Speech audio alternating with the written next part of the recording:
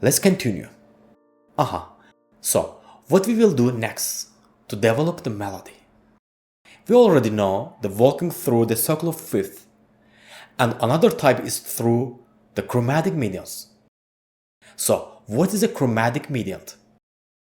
First, let's understand what a mediant is. These arranged chords are the diatonic chords of the C natural major scale.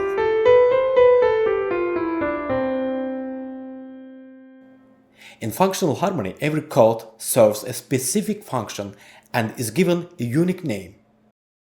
First, tonic, supertonic, mediant, subdominant, dominant, submediant, leading tone, and again the tonic. As you observed, these medians are the chords situated a third interval from the tonic, a third up,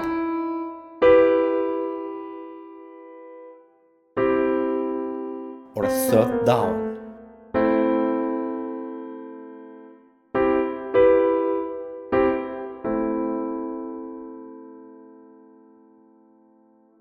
If we consider that the third interval can be either major or minor, the number of medians will also begin to increase. For example, if we go up a minor third from C and build a major triad, we get an E-flat major chord. If we go up a major third, we get an E major chord. Conversely, if we go down a minor third from C and build a major triad, we get an A major chord. And if we go down a major third, we get an A-flat major chord. So, around the major chord, there are 4 major mediant chords. Now, let's take a look at the minor chords around the C major chord as well. So, with the minor third up, there is E-flat minor. With the major third up, E minor. And down below, there are A minor.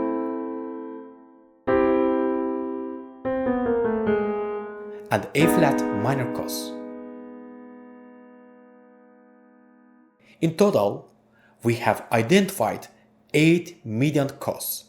Some of these chords are called chromatic medians, while others are referred to as diatonic medians or simply medians. How do we distinguish between them? If the chord tones of any of these medians don't exist in the C major scale, it is called a chromatic mediant.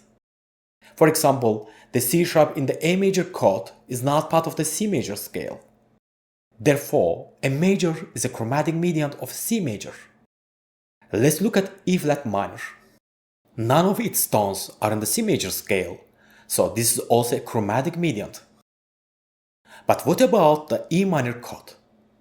Look, since all the chord tones here are also in the C major scale, we will call this a diatonic mediant.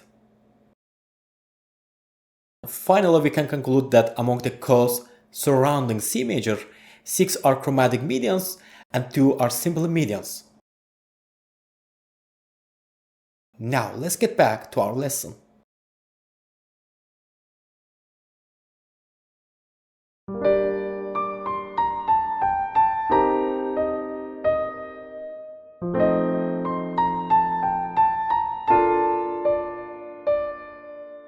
Look, the first sentence A ends in the key of B-flat major.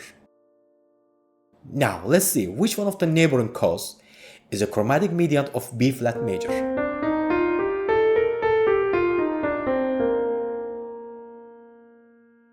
Below, there is G dominant Phrygian.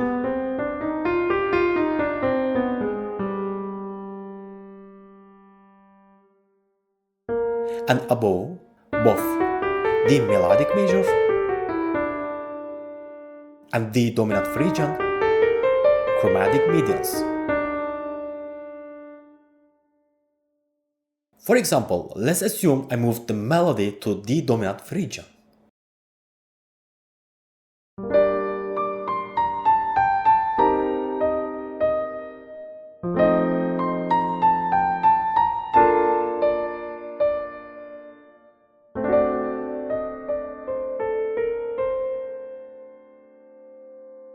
It's easy to see how remarkable this walk is. However, we'll use the walking we learned in the previous lesson, which is commonly used by almost all composers.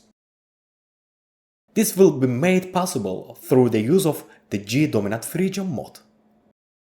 A very interesting feature of this neighbor is that it doesn't force us to go back home. On the contrary, it forces us to visit our other neighbors.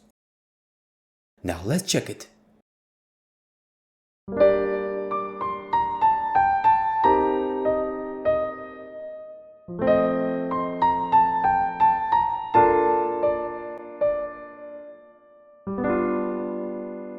As soon as I play this chord, it feels like new ideas for the melody start to appear.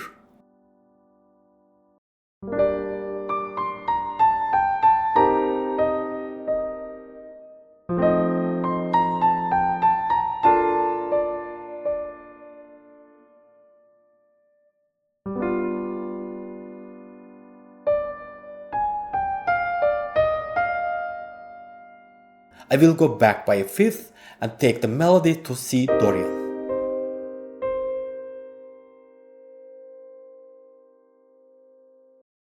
I feel like I need to repeat the final measure. However, instead of repeating C Dorian, A Locrian would be more appropriate. Also, the music will be a bit sad. Most likely the order of visit to match the mood of your music would be G dominant Phrygian, C Dorian, F mixolydian, B flat major,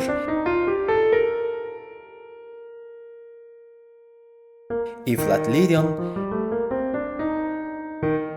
A Locrian, D dominant Phrygian, G minor.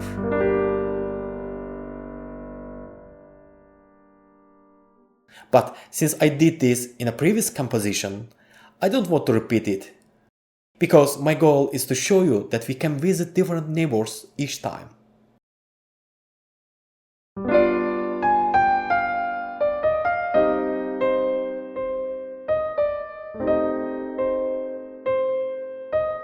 Now, I'm so tired and I want to go home. To do that, I'll go directly to D dominant Phrygian.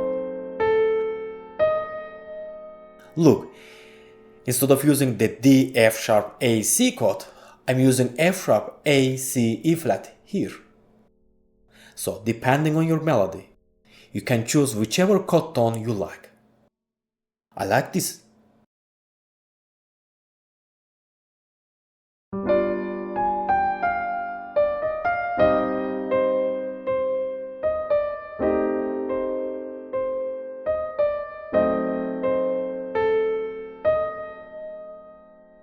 Actually, I could go directly from this neighbor to G minor and complete my journey. We last stopped at the dominant Phrygian. Now I'm looking for chords or scales among these neighbors that serve as chromatic medians to D dominant Phrygian. One of them is B flat major, a major third below. And the other is F mixolydian, a minor third above. Depending on your choice, you can go to either F mixolydian or B flat major. My choice is B flat major. Let's move on.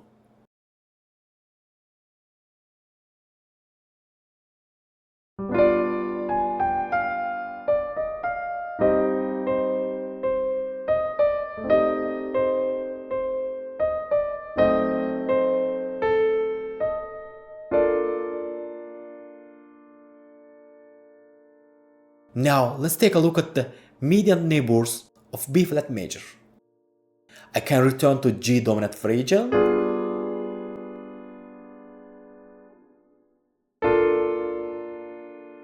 D dominant Phrygian, or D melodic major whenever I want. The variety of these options helps us extend the period.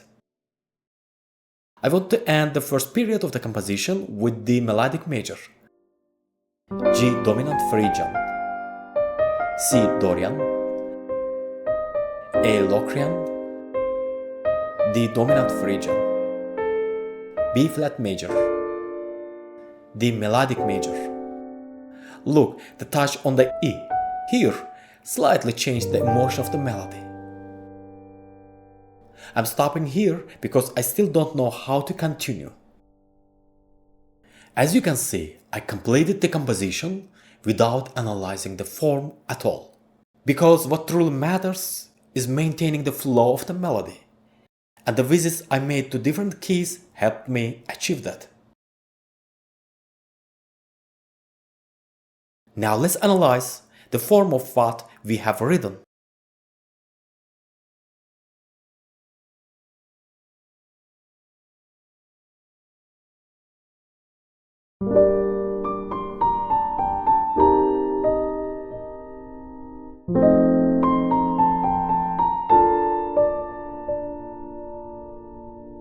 Did you also notice that the melody feels incomplete at the end of the fourth measure? That's why I call this part a small a. Later, the A sentence is repeated, but there is a slight sense of variation. So this sentence can be called A1.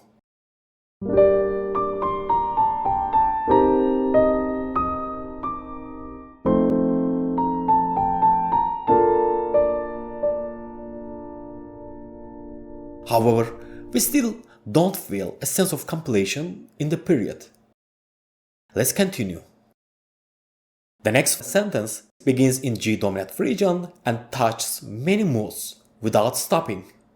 This part can be called A2 as it is thematically similar to the others.